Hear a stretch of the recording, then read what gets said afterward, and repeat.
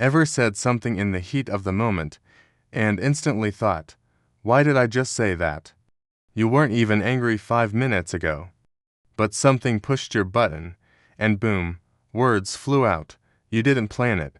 It just happened. That's what being reactive looks like. You go from 0 to 60 without even noticing. And afterward, you feel kind off, like you lost a part of yourself for a second. But here's the crazy part. We live like that all the time.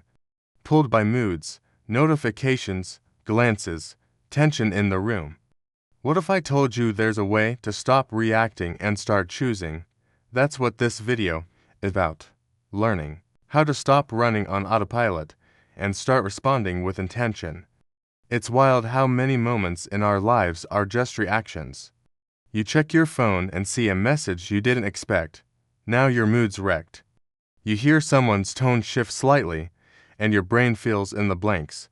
You walk into a room, feel a vibe, and your body tenses before anyone says a word.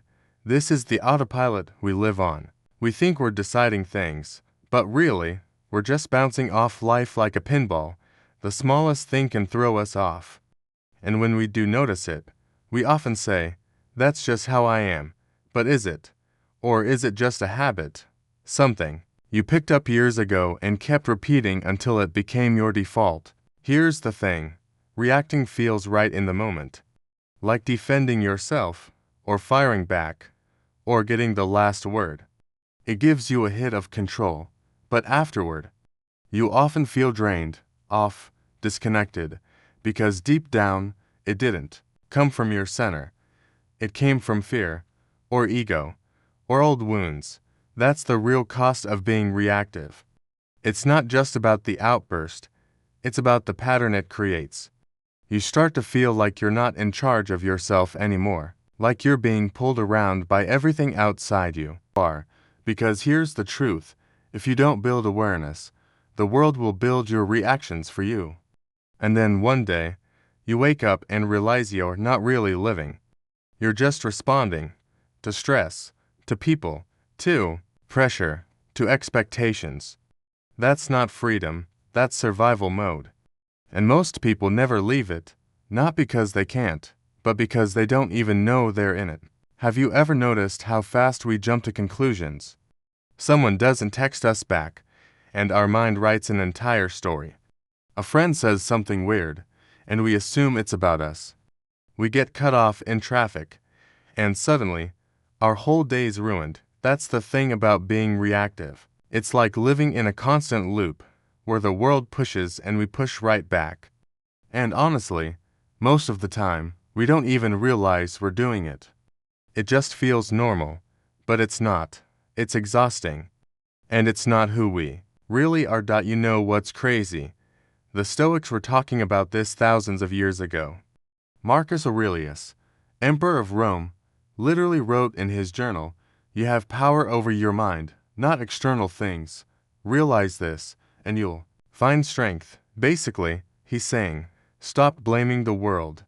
You're in charge of how you respond, but we forget that, don't we? So do we even react like this? Why does it feel so automatic? Like something inside us just flips a switch? Well, because that's kind of what happens. The brain's job is to keep you alive. Not happy, not free, just alive. And one of the ways it does that is by building shortcuts, patterns, habits. Basically, when this happens, do that. And the more often you repeat something, snapping when you feel disrespected, shutting down when you feel judged, the more automatic it becomes. Most of those patterns, they started early. Maybe you grew up in a home where raising your voice meant safety, or where being quiet meant you wouldn't get in trouble. Maybe you learned to people please, or to stay distant. Whatever the story, your reactions were your way of surviving.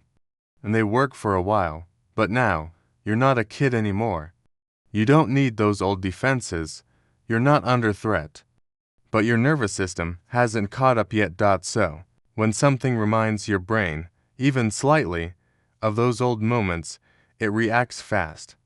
Not thoughtfully, just fast. It's not about the present. It's about the past hijacking the present, and unless you start noticing it, you'll keep living the same loops over and over, thinking this is just who I am, when really, it's just who you became to stay safe. And hey, no judgment, we've all done it, we all do it, but there's a difference between reacting out of fear and responding from awareness. One keeps you stuck, the other sets you free. The real problem with being reactive, it's not just what you say in the moment, it's what it does to you over time. At first, it's small, a snap at your partner, a passive-aggressive text, a silent grudge, but those little moments stack up, and before you know it, you're carrying tension that doesn't even belong to today. You wake up tired, not from lack of sleep, but from emotional exhaustion. You overthink simple things. You replay conversations that happened 3 days ago, and deep down, you start to feel like you're not really yourself anymore. Just someone who's always tense, always on, always reacting, and it doesn't stop there. Reactivity affects the people around you. It makes others feel like they have to walk on eggshells, like they can't really talk to you because they're afraid of setting you off, so connections stay surface level. People pull away, and then you start to wonder, why do I feel alone? But the truth is reactivity builds walls, quiet ones, invisible ones. But they're still there. And perhaps the saddest cost, you miss your life, like actually miss it. You're not present during dinner because you're still replaying what your boss said earlier. You're not listening to a friend because your mind's already defending itself. Your reactions pull you out of the now, over and over again. And when you're not in the now, you're not really living. You're just repeating, surviving. And maybe that's the hardest truth to swallow. You can't be reactive and free at the same time. So, how do we stop living reactively? How do we shift from instinct to intention? The good news is, you don't have to change overnight. You don't need to become a monk or sit in silence for a year. It starts small with awareness, and awareness begins with just one thing, the pause. That's it. One breath, one beat between the trigger, and your response. It sounds simple, and it is, but not easy.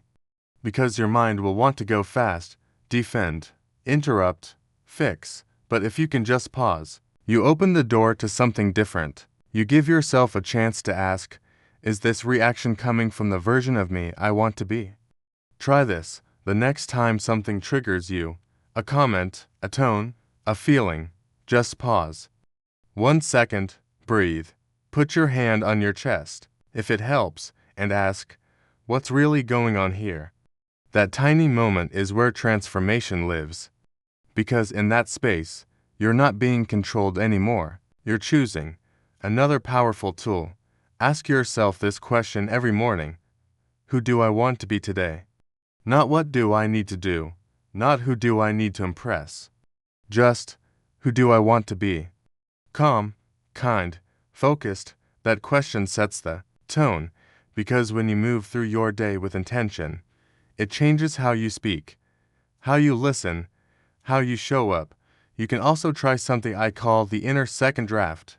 Let's say someone says something that triggers you. In your mind, you immediately think of a sharp reply. Cool, that's your first draft. Now silently say to yourself, that was my first draft. What's my second one? You'll be amazed how often that second version comes from a deeper, calmer place. And look, this isn't about being perfect. You're still gonna react. Sometimes, we all do, but the goal isn't to erase every reaction.